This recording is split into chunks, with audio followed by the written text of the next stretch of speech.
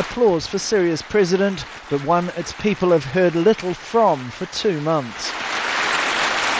In that time, human rights groups say a crackdown by security forces has resulted in hundreds of deaths and thousands of arrests.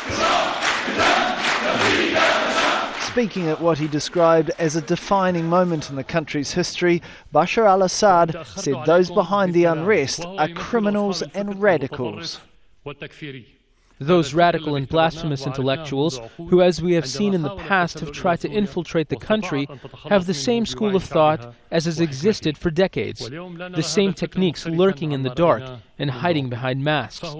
Others are being paid money in order to film demonstrations and deal with the media.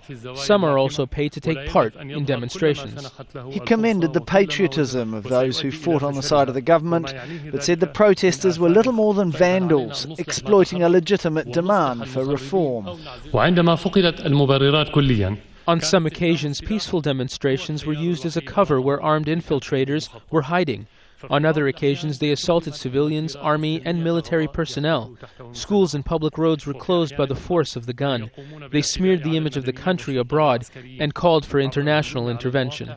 To the tens of thousands of refugees who have fled their homes since the beginning of the unrest 3 months ago, he had this message.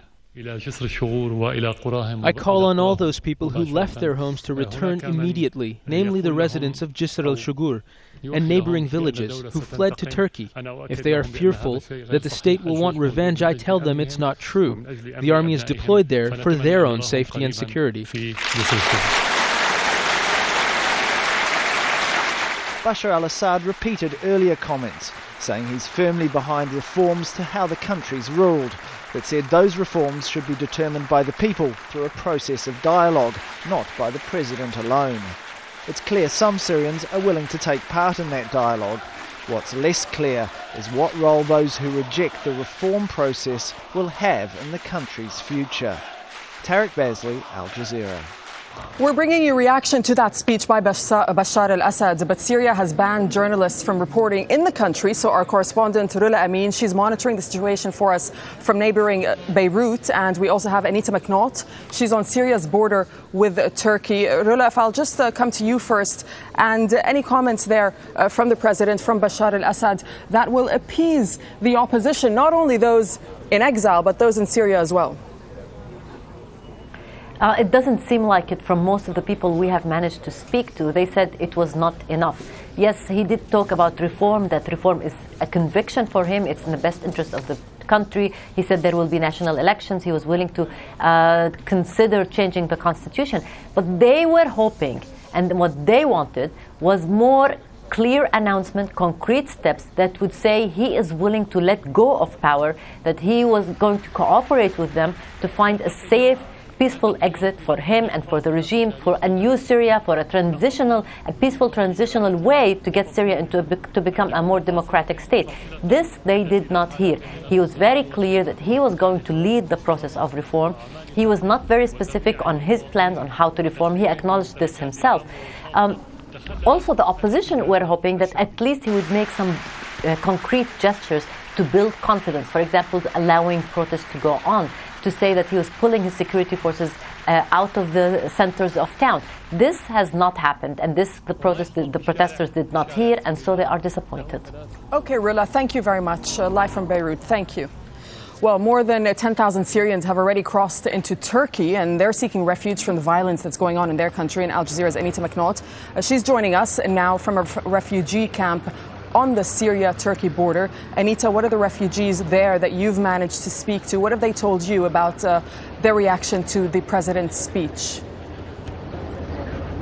Well, I should tell you that protests broke out, demonstrations, anti-Assad demonstrations immediately erupted as soon as his speech was finished in the 3 principal refugee camps. I'm standing outside camp number 1 at Yaila Dar here, and the sorts of things they were saying were, no Bashar, didn't you suck enough of our blood?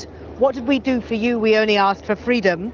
And the Makhlouf family, the Iranians, Hezbollah and the Alawis are killing us all. Now, can I just give you some choice quotes from the many people we've spoken to on the phone inside these camps? One of them saying, I'm not surprised at his tone, how he's delivering this speech. he thinks he's still the master of the game, but actually that finished a long time ago. Another person said, the system is sick. Look at the pale faces watching him while he's speaking. It's full of failure. What he's doing is making the revolution stronger. Another one here, a direct approach there was, of course, to the residents of Jisr al-Shughur to come back. And most of the people here are the people who fled Jisr al-Shughur. They are not buying what he's saying. And one of them was addressed to us many times in our conversations. Come back. He wants us to come back so he can finish us off, they said. His tanks are still there. He's a liar. He was a liar before this started, this person said to us. He's still a liar now. So a very, very angry, flat rejection, disbelief, a sense of not being honoured at all or respected by the way he made the speech. The people here have not in any sense been appeased, comforted, or feel the situation has been even addressed here in Turkey. Okay, Anita, I'll leave it there for now, but thank you.